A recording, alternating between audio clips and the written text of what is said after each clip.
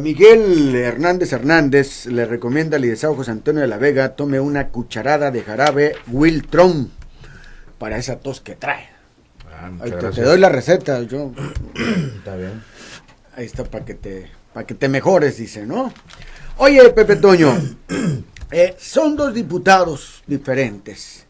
Pepe Toño de la Vega, de oposición, y José Antonio de la Vega, presidente de la Jucopo. Aquel denunciaba todo lo cuestionable del régimen que cabezaba el gobernador en aquel tiempo, y defiende y apoya el proyecto gubernamental. ¿Es eso lo que debemos esperar de un diputado, de ti en particular?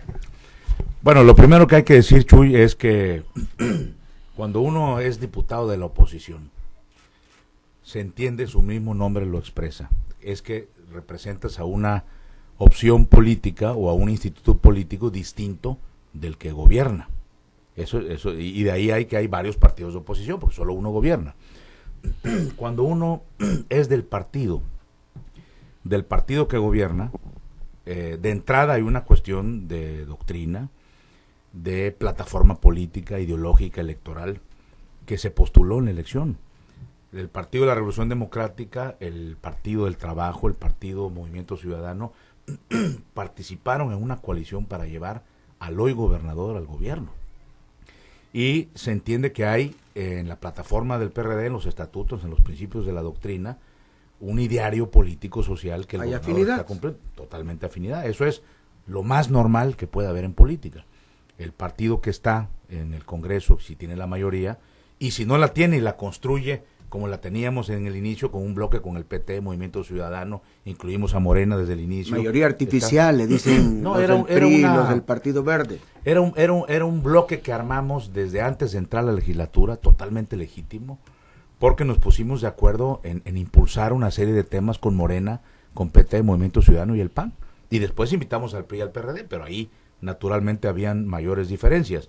Eso no tiene nada de raro, porque acuérdate, Chuy, que los congresos tienen que votar cosas todos los días, y las cosas se votan con mayorías de 18 diputados, con mayorías calificadas para nombramientos y reformas a la Constitución, y eso te lleva a que a fuerza te tengas que poner de acuerdo.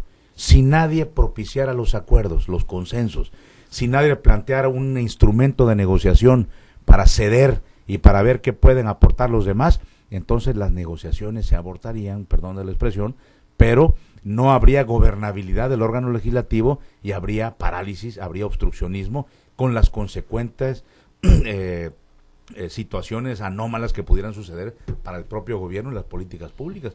Imagínate que se venza el plazo para nombrar a los 3 comisionados del ITAIP con las altas responsabilidades que tienen conferidas, y que el Congreso, por no ponernos de acuerdo, es una votación de 2/3.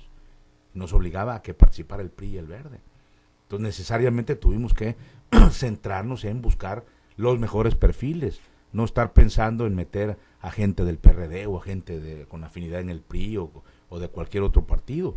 Creo que tuvimos esa capacidad tanto en el nombramiento por unanimidad del presidente de la Comisión Estatal de los Derechos Humanos, se buscó al mejor perfil, nombramos al mejor evaluado. Pero yo estoy de acuerdo en que los que tienen afinidad, bueno, trabajen en torno a esa afinidad y defiendan todo esto, pero a ver, yo te preguntaría, si alguien, por ejemplo, si algún agente del pueblo te lleva ahora una denuncia en contra del gobierno, Arturo Núñez, ¿qué? Ni pensar. Las hemos atendido todas, las canalizamos, las investigamos, porque el propio gobernador lo ha dicho. Subirla y denunciarla como lo hacías en tiempos pasados, ¿eso no? Bueno, lo que pasa es que muchas asesorías jurídicas que se dan no son necesariamente temas parlamentarios o legislativos desde el punto de vista estricto. Hay que tratar de quitarle golpes al gobernador. No, lo que hay, Chuy, es que las cuestiones jurídicas se tienen que ver por la vía jurídica.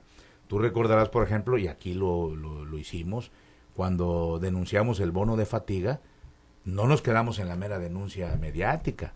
Fuimos ante las instancias, presentamos una acción de inconstitucionalidad en contra de la ley de transparencia que negaba que nos dieran el bono de fatiga vía transparencia. La ganamos en la Suprema Corte. De eso es lo que yo te hablo, de que le quitemos a la política mucho esto de los sensacionalismos, de las cosas que no están fundadas y que se quedan solamente en el discurso mediático. Yo creo que los opositores hoy tienen que hacer su chamba y su labor es cuestionar, criticar, proponer en un sentido autocrítico lo que hace el gobierno. Eso es consustancial a la función de la oposición y es válido, pero que no se queden en la parte mediática, porque entonces es simplemente buscar los reflectores sin tener el sustento, sin comprometerse a ir al fondo de las cosas y a hacerse cargo de presentar las denuncias correspondientes, porque ahí hay una distinción. Nosotros en el pasado, a ti te consta y lo puedo demostrar, presentábamos las denuncias, acudíamos a la corte, hacíamos acciones de inconstitucionalidad, no nos quedábamos en la mera debate mediático o en asuntos generales en el Congreso. Presentamos iniciativas de ley para de alguna manera cuestionar o mejorar lo que estábamos criticando. Criticamos la designación del gobernador Andrade de haberle dado a su hermano y a los amigos notarías, y la primera iniciativa que yo presenté fue una reforma a la ley del notariado del Estado, muy consistente, muy importante, que obviamente no le hicieron caso porque no querían que se democratizaran muchas de las cosas así, ¿no? ¿De lo que acusaba hoy Andrade era lo que hacía él antes? No, ahorita, ¿a qué te refieres? Habla mucho de utilizar la mayoría en esta ocasión del PRD para hacer este tipo de cosas, ¿verdad? No, para pasar o no dejar pasar. Estamos hablando de lo de las notarías que hizo. No, pero me dices que no pasó tu propuesta. Bueno, no pasó porque evidentemente el gobernador Garnier quería tener el control absoluto de poder seguir haciendo lo mismo que hizo Andrade. Pero ahorita, por ejemplo, en consecuencia de eso, se está discutiendo una reforma a la ley del notariado que están participando el Ejecutivo. ¿La que tú propusiste en aquella ocasión? Pues tiene muchas cosas que ver, pero la están trabajando con los notarios, la están trabajando con el gobierno, van a presentar una iniciativa que nosotros vamos a valorar. ¿Por qué no la que tú propusiste en aquella ocasión?